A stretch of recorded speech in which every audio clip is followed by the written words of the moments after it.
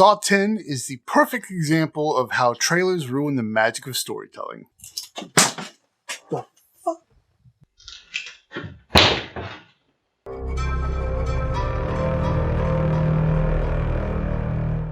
Hello and welcome to Kaotic Pop, your hub for all things horror, anime, and pop culture. My name is James, and on this episode, I am talking about Saw 10. So my wife and I rented this on Amazon Prime, and we waited a couple weeks after it was released just so the price would come down. And so right around Black Friday, it finally dropped down to $6. We thought, why not? Let's go ahead and check it out because we are huge fans of the Saw series. So we both went into this film completely blind. We hadn't watched any of the trailers, any of the TV spots. The only thing that I saw was the poster, the official poster. And I have to say, I'm glad I did because the beginning of the film has some twists that I wasn't expecting. And I feel like they would have been less impactful if I knew what was going on going into the film. And to be honest, Tobin Bell was the only actor I knew who was in it. Because now, after watching the film, if you go to the IMDb page, the cast list has spoilers. The synopsis has spoilers. Even the trailer has spoils. Like, it spoils things that I think make for good little plot twists, like little surprises. And because of that, this review is going to be a little bit different. So I'm going to start off squeaky clean, completely spoiler free, and just give you my thoughts on the film. And I highly recommend, if you haven't seen any of the trailers either, go into it blind. I promise it's going to be a better experience.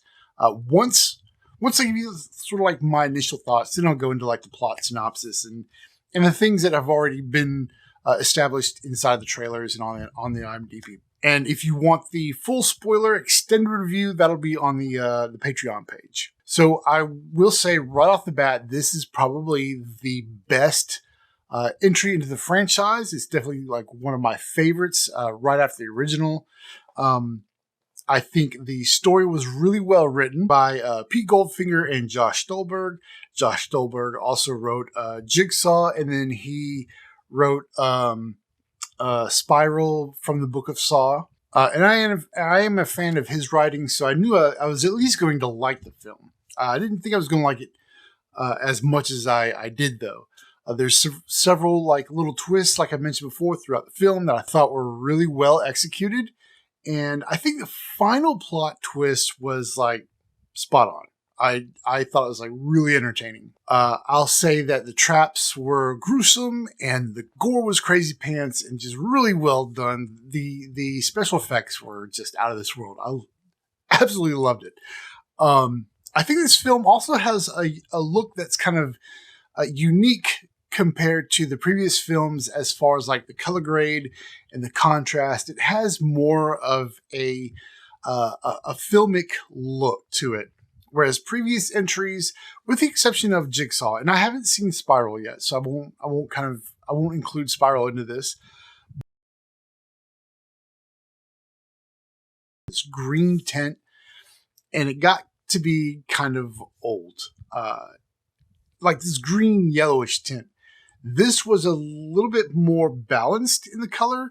The contrast was nice. You had like these really dark, rich blacks.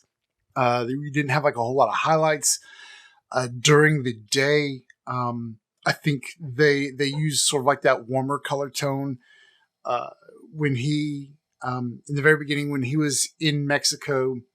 A lot of times, filmmakers will use like that really yellowish color grade to symbolize heat or hot areas or hot locations. So I really liked I don't want to say it's traditional color grade, but it's very, very cinematic, I guess. Now, before I move on into the second half, if you're digging my content, please consider subscribing for more videos covering horror, anime, and other pop culture related topics. It would mean the world to me and I would greatly appreciate it. So now let's get into the good stuff. And this is where, if you still want to go into the film blind, you can go ahead and leave the video here. Come back when you're done watching the movie, and you can see the rest of my thoughts. So this stars Tobin Bell, Synnöve Lund, I'm not sure if I pronounced that correctly or not, Stephen Brand, Renata Vaca, and Joshua Okamoto. For the synopsis, John Kramer is back. The most chilling installment of the Saw franchise yet explores the untold chapter of Jigsaw's most personal game. Set between the events of Saw 1 and 2, a sick and desperate John travels to Mexico for a risky and experimental medical procedure in hopes of a miracle cure for his cancer, only to discover the entire operation is a scam to defraud the most vulnerable.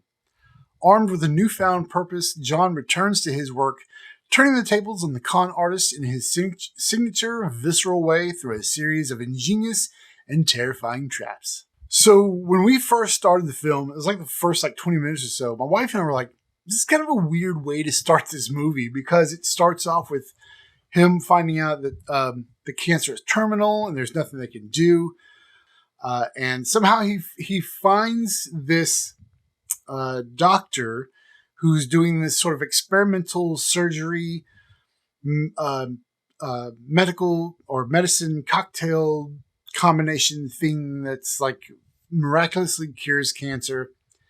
And somehow he gets in touch with the doctor's daughter, and she's been working with her father to cure these cancers. And he finds out that they are currently in Mexico. So he goes down there, and he goes to this big villa thing, and it just starts off like a regular movie. There's nothing serious, kind of, with the exception of one trap that they did show, which is featured on the cover art. That was crazy pants. And then you find out, oh, okay, so it's all a scam, and now the traps are set. And I have to say, the traps were absolutely brutal as always.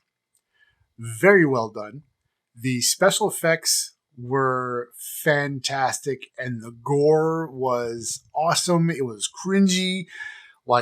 There were parts where I had to kind of do this and kind of peek at the screen and kind of do this. Because you feel what they're going through, and you're just oh, I don't know if I could do that. And the gore and the blood and everything just looked really cool. So yeah, it was really well done. The acting was great. I didn't recognize any sort of the co-stars, the medical people. I didn't recognize them. I looked them up on IMDb, and I don't think I saw anything that they were a part of, or maybe I did. They were just had small parts. I thought they all did a great job. They were all believable characters. At some point you're kind of do I sympathize with these people? No, not really. Not really. It's a Saw film. And so you're kind of in most of the Saw films, you feel bad for these victims, right? For these people who have these things happening to us. But in this movie, you are rooting for Jigsaw, and I don't know how that makes me feel. I am torn. Am I a bad person because I'm rooting for Jigsaw? Who knows? But these are really bad people, and they kind of deserve it. But do they really? It's a moral dilemma. But actually, you know what? Now that I'm talking about this, this movie really makes you think. And honestly, I think this is one of the best in the entire series. It's definitely my second favorite, right behind the first Saw film. Definitely recommend this one. I highly, highly recommend this one. It's available on all the major VOD platforms. We rented this on Amazon Prime, but it's also available on Vudu and Apple TV. I think we got it for $6, like I mentioned earlier. But definitely recommend checking this one out. I think that's going to do it for this episode of Kaotic Pop. If you want extra content from me, including my spoiler-filled thoughts, check out my Patreon page over at patreon.com/chaoticpop. And you can follow me on Insta, Twitter, and TikTok at Kaotic Pop in all three places. And until next time, my name is James saying, if it was real, the cameraman would be dead too. good night.